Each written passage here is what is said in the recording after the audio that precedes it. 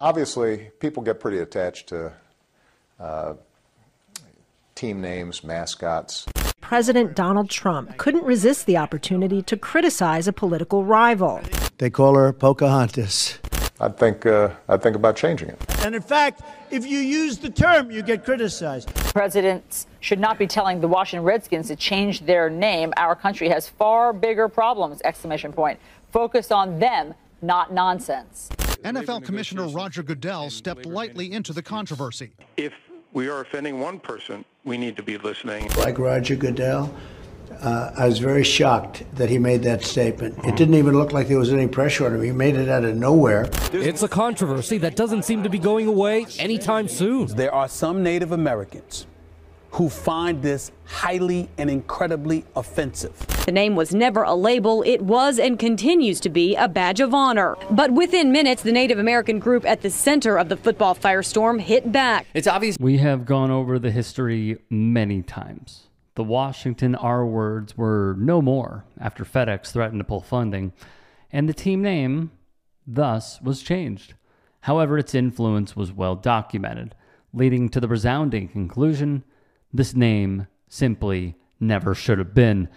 A new Washington Post poll found that 90% of Native Americans are not offended by the Washington Redskins nickname. PR from the billion-dollar franchise went in full swing years back. They tried their best to manufacture consent in keeping the R words. We would learn it was all fugazi at the behest of Snyder and co. As the days turned to weeks, weeks into months, and months into years, progress, it seems, was made on the nickname. Has Dan Snyder been held accountable adequately, in your opinion, and is there more to be done there?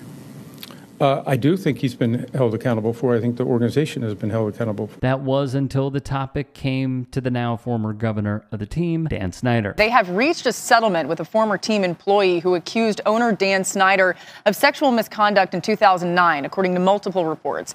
The Washington Post reports the settlement is for $1.6 million, and New York Times is reporting that Snyder paid the settlement to avoid negative publicity. And both the Post and the Times report that the woman was fired after making the allegations. Who, with his wealth, has skated by with how abysmally he has run the team, whether from the roster on the field or the offices he oversees. He, like many, opposed the name change, the same way he opposes a woman not allowing him to inflict his will on her. Yet all of this seemed to be revisited when head coach Dan Quinn rocked this shirt. It has been seen as a clear signal by many who have posted on the subject. From PFT, with Commander, specifically not intended to be a name based on or referring to Native American culture, the use of the same feathers points to one thing and one thing only, the former nickname. Now, we have seen the playbook at this point. When there are billion-dollar corporations, as Washington is, and there is negative publicity, when there is blowback, it results in full-on damage control. And one would think they would go into damage control. The team, however, would say, au contraire. And here's what happened. According to the Commanders, in a team statement, there's no organizational comment on Quinn's shirt. That is via Pro Football Talk.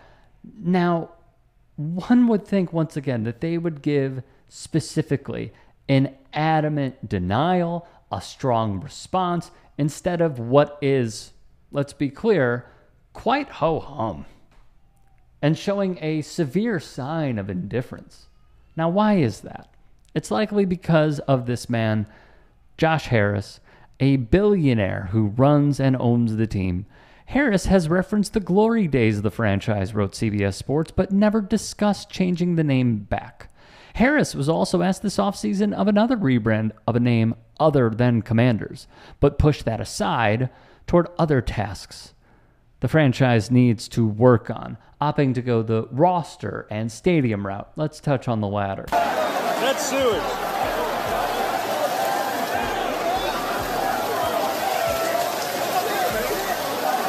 That's how we celebrate good games. They don't do that down in the Carolinas, do they?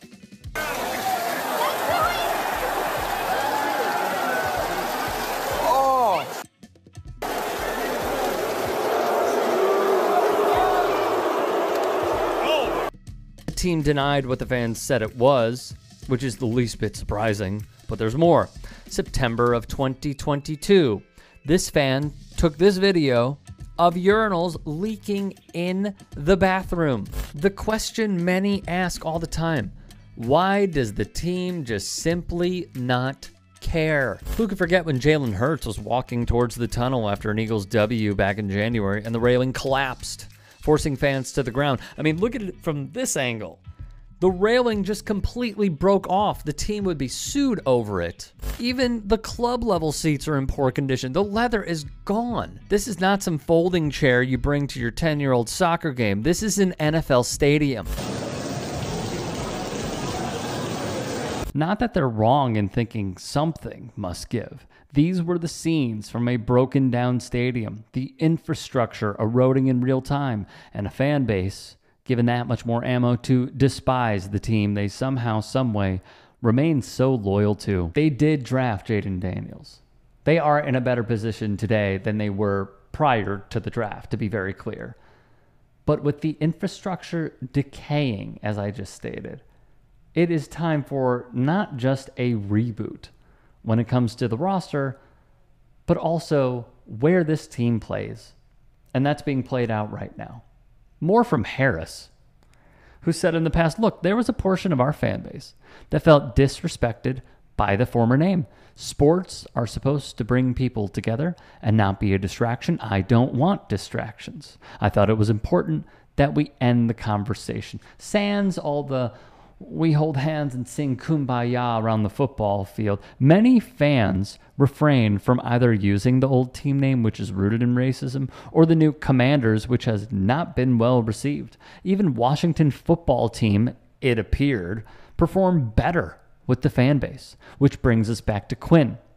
It's our understanding that Quinn wore the t-shirt on his own, without the team knowing he'd be doing it, wrote Mike Florio.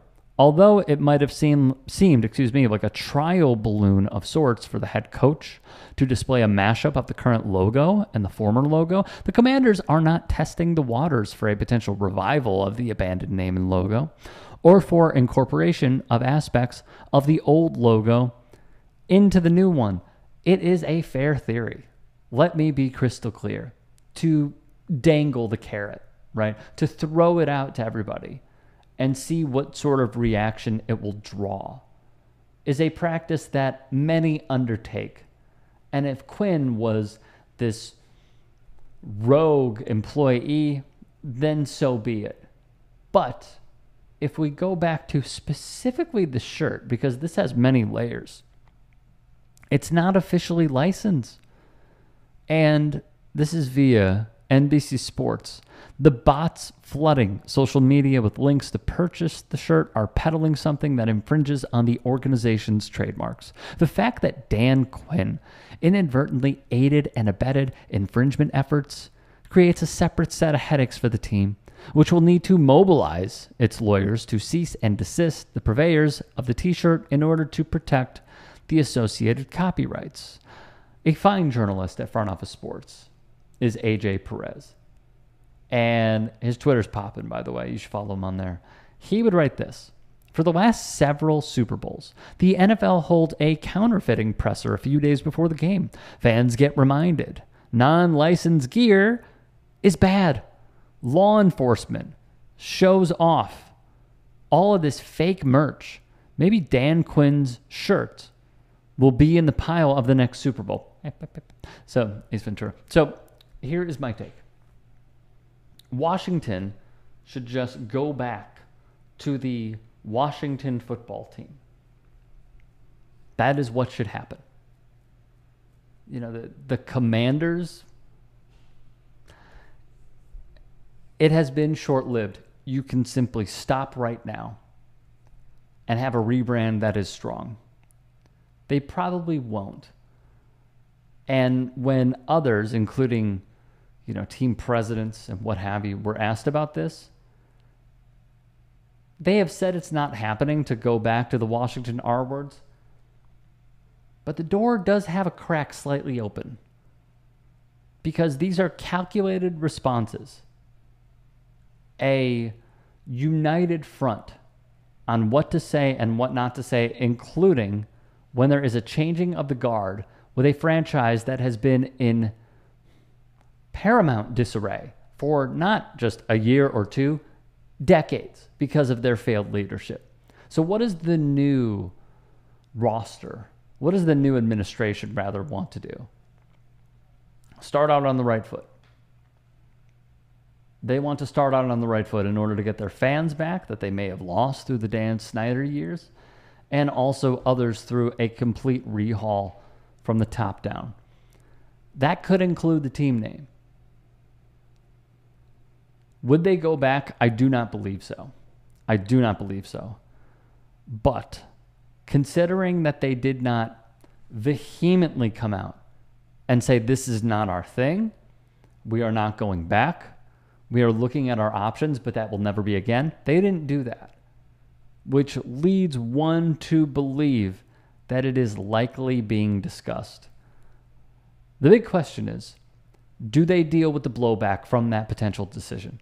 They're seeing a slither of it right now, and this is just from a t-shirt.